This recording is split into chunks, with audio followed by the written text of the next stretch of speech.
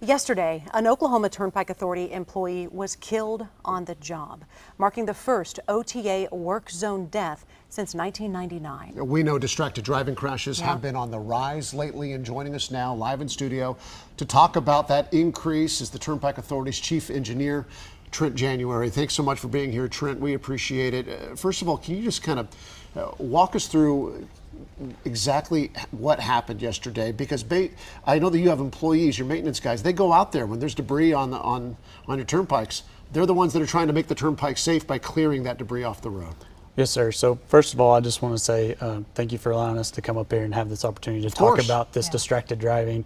And we want to have our deepest condolences to the family, Zach Reinhardt's family and his 3 kids and his wife.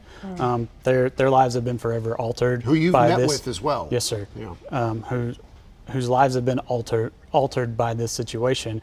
And so those guys are out there every day on the highway, whether it's mowing, weed eating, picking up trash, tire rubber, and they're doing that because those are safety hazards that are out there on the road that could impact the traveling public as they're driving down the turnpikes. And so what happened? He was out there picking up debris, and believe it was some type of driver who was maybe reaching for a device, distracted in some way, who hit him. Yes, ma'am.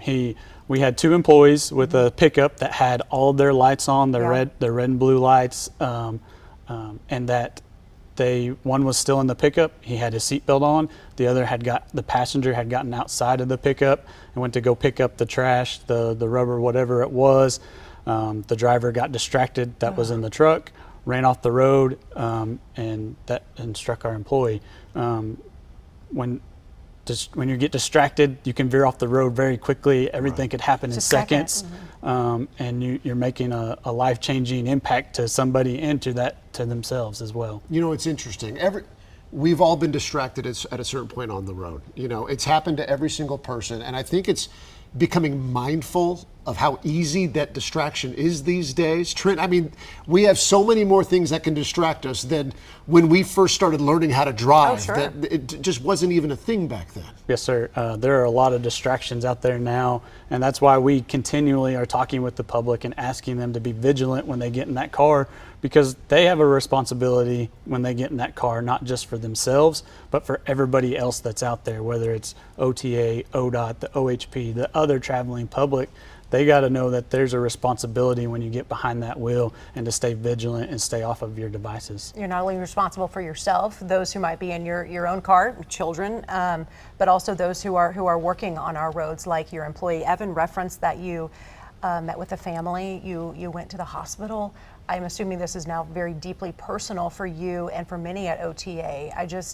I am just curious how that went yesterday. You guys get I'm sorry to make you emotional. No, I'm sorry. But it is a very emotional thing, and you meet with the family, and I guess have to. It was a very tough deal. When we got the notice here in Oklahoma City, we rushed out of a meeting, drove as safely and quickly as we could up there to meet them. It was almost to Missouri, right? Yes, it happened near Miami. And we met the family. They showed up at our maintenance yard there in Veneta. OHP was there helping us, get that message out there. But really, we were there for support, for the family, for the other workers that work on that crew that know those guys. OTA is a big family. We spend most of our time with those people there throughout the week, and so we were really there for support, for the other workers and for his family that were there.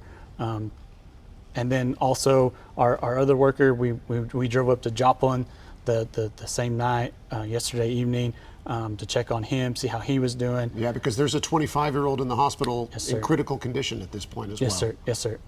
And luckily he's gonna be okay, but they're still checking him out, making sure everything's going to be good. There was 20 or 30 of his family were up there, and again, it was just to show that support because they're part of our family, our work family. Well, thank you I know that's just not anything anyone ever wants to talk about, and so I appreciate you showing the emotion behind this and why you guys wanted to even come on today to talk about this. It's a life-altering, split-second decision that you guys were faced with, so I appreciate you being candid with us today.